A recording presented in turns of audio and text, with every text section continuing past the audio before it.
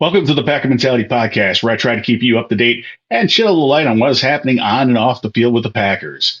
A big thank you to everyone tuning in. Your active engagement has played a critical role in shaping this channel. Please take a moment to subscribe, share your comments, and connect with me on social media at Packer Mentality. And don't forget, you can find this podcast on all your favorite podcast platforms. It's Mock Draft Monday. But before we get to that, I want to go over fairly quickly the offensive line and who we can expect back for 2024. The Packers have some pretty big decisions to make on a couple guys here. The biggest one is left tackle David Bakhtiari. And you have to know what's going to drive this decision. There's two things: money and health. In 2024, Bakhtiari will earn a base salary of $10,700,000, a roster bonus of almost 10 million, a workout bonus of 700,000, while carrying a cap hit of almost 40 million. If he is cut, he will still carry a cap hit of almost 20 million. As much as I love number 69 and would love to have him as my left tackle, you can't place any hope on him being able to play. He might last 17 games. He might last one play. You just don't know. He played one game in 2023, and that was the last we saw of him. It's not his fault. I'm not mad at David Bakhtiari. I know he has done his absolute best, working hard to get that knee right, and it's just not, and it's probably never going to be right. Packers cannot go into 2024 with his name in ink at left tackle. It's madness. You also can't pay him as a backup $40 million. Sorry. I think he'll get cut or released somehow. If they can possibly find someone to trade him to, even better. Which leaves us, leaving 2023, we had at center, Josh Myers. He's got 1 year left on his contract. He'll be back for 2024. Guards, Elton Jenkins and Sean Ryan under contract for 2024. And those will probably be your starters.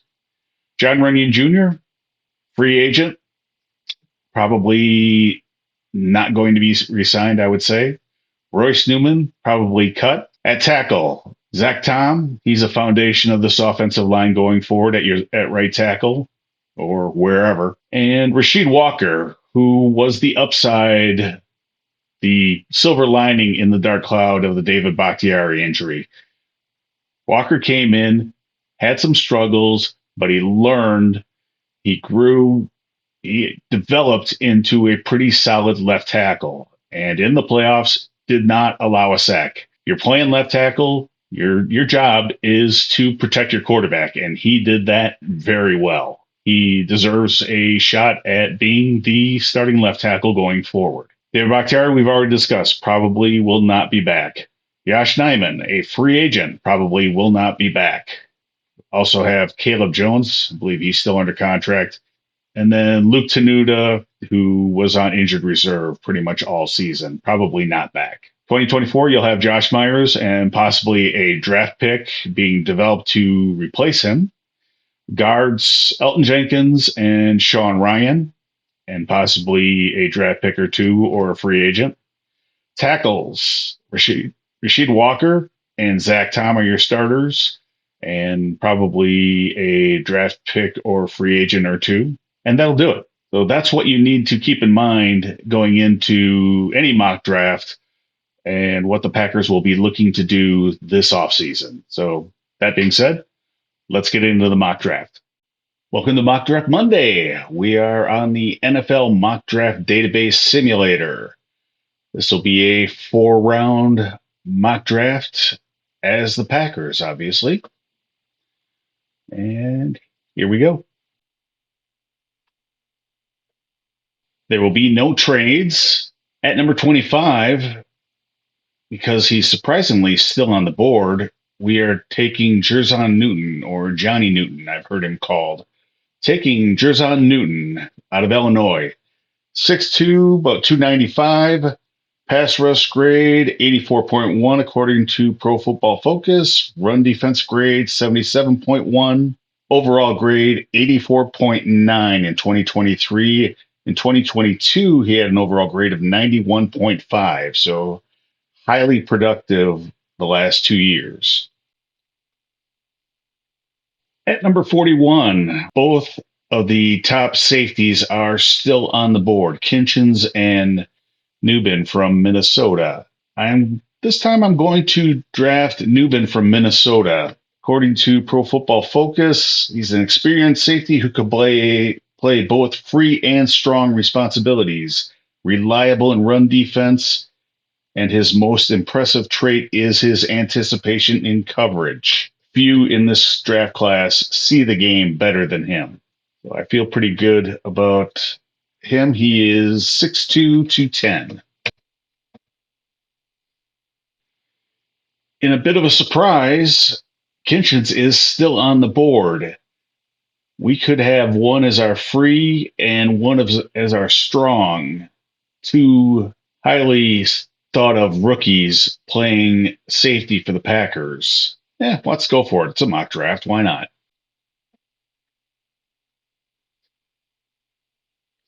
At pick 88, have Blake Corum, running back out of Michigan, still available, and Trotter, inside linebacker from Clemson, still available. I think we can still find value at running back later in the draft.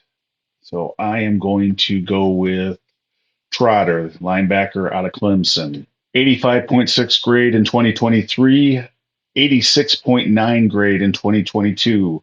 Played almost 700 snaps both years. So he's got a lot of time, a lot of experience on the field. Back on the board, pick number 91. Got a couple of pretty good offensive linemen. Haynes out of UConn and Zentner out of Michigan. Saw a lot more of Zentner this season. Like what I saw, I know he did suffer the injury, but I am going to go with Zenter, sorry. Pick number 126. I waited on running back early in the draft. Right around this point, we have a familiar name to everyone in Wisconsin, Braylon Allen, who comparisons are drawn from him to A.J. Dillon. Let's go with Braylon Allen. There it is, folks. Mock draft number 3, post Super Bowl. First round, Jerzon Newton, defensive lineman out of Illinois. In the second round, we get a couple of safeties, Newbin from Minnesota, Kinchins from Miami of Florida, that should anchor the secondary for years to come. Third round, Jeremiah Trotter, linebacker, possibly replacing Devondre Campbell. Then Zach Zenter to add depth to the interior of the offensive line. And finally, possibly replacing A.J. Dillon, we have Braylon Allen out of Wisconsin. That is going to do it for this episode. I will be back on Friday with another mock draft. We'll switch back over to the Pro Football Focus tool for that one. Before we wrap up, remember that your thoughts and comments are always welcome. Don't hesitate to share them in the comment section. Please hit the subscribe button, people. It helps me out, costs you absolutely nothing. And connect with me on social media. Would love to hear from you. Wishing you all a fantastic week. And as always, go Pack Go.